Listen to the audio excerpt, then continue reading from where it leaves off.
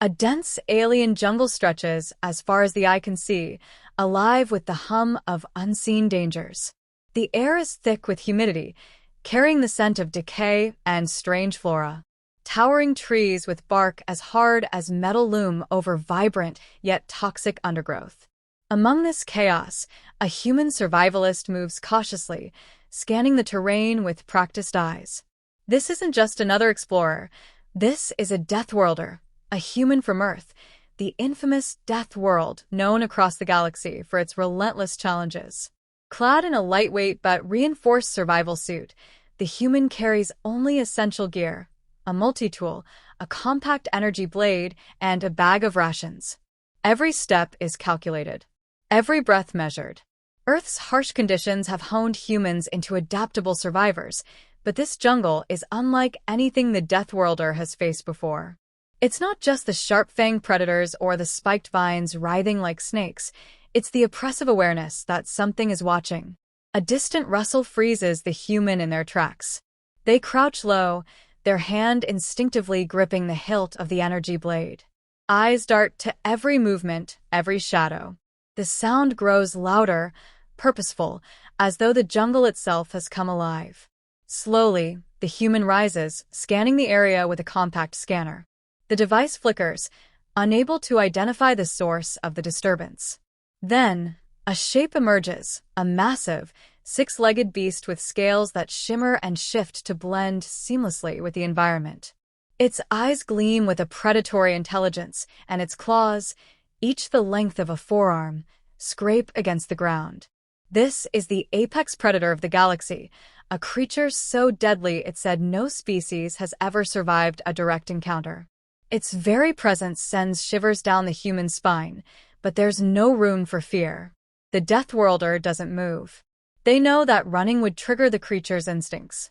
Instead, they stay utterly still, analyzing the beast's movements. The predator circles, testing, probing for weakness. Its nostrils flare, detecting the faint scent of sweat and metal. Time stretches unbearably, and the jungle falls silent, as though even the insects dare not interrupt this deadly dance. Suddenly, the creature lunges. The human dives to the side, rolling onto the uneven ground. The predator's claws slash through the space where they had stood a heartbeat ago, carving deep gouges into the earth. Adrenaline surges through the Deathworlder as they scramble for cover, ducking behind a jagged boulder. The beast doesn't relent. Its growls rumble like thunder as it prowls closer, its eyes fixed on its prey. Reaching into their pack, the human pulls out a flare. With a snap, it ignites, casting harsh red light across the jungle. The predator halts, momentarily disoriented by the sudden brightness.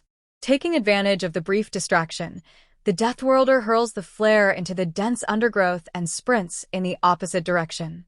Branches whip against their suit as they navigate the treacherous terrain, every step a gamble. But escape isn't simple. The predator is relentless, its movements unnervingly silent despite its massive size.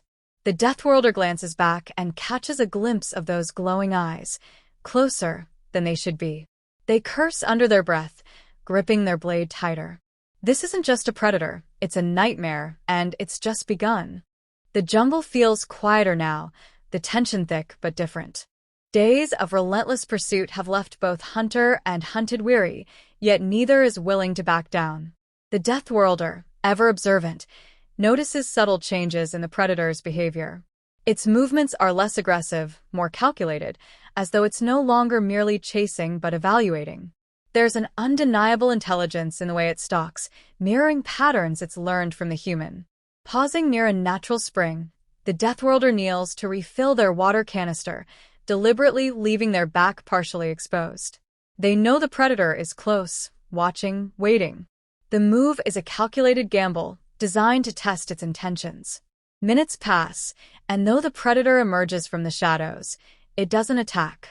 It lingers at the edge of the clearing, its glowing eyes fixed on the human. The Deathworlder remains calm, every muscle taut but unmoving. Reaching into their pack, they pull out a strip of dried rations. With a slow, deliberate motion, they toss it halfway between themselves and the predator. The creature tenses, its muscles coiling as if ready to strike, but it doesn't move forward. Instead, it sniffs the air, its nostrils flaring at the unfamiliar scent.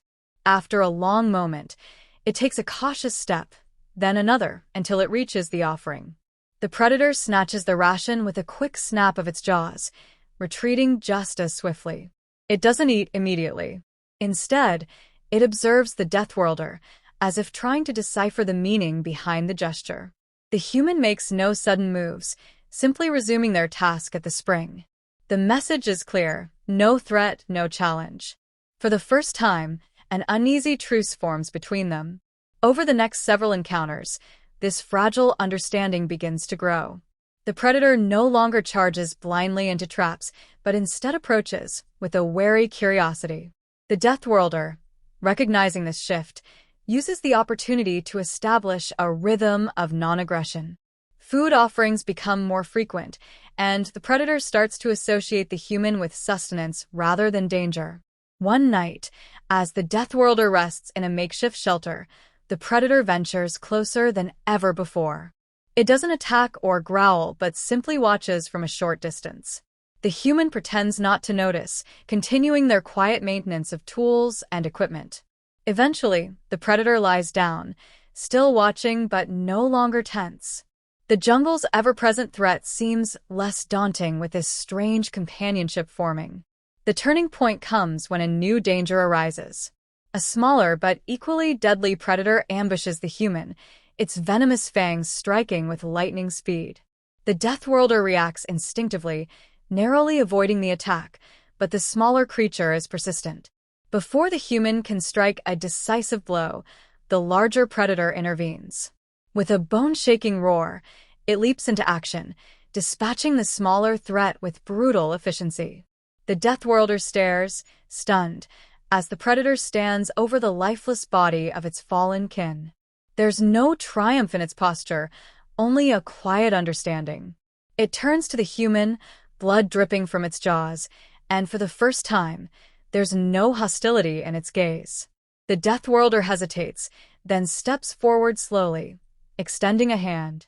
The predator doesn't move, doesn't growl. It allows the human to approach until their hand rests lightly against its scaled hide.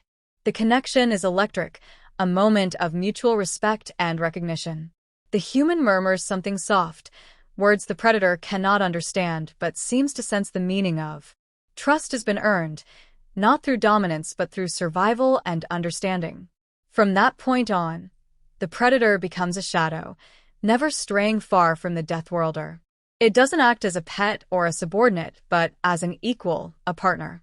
Together, they navigate the jungle, their bond a testament to humanity's unique ability to connect, even with the galaxy's deadliest predator.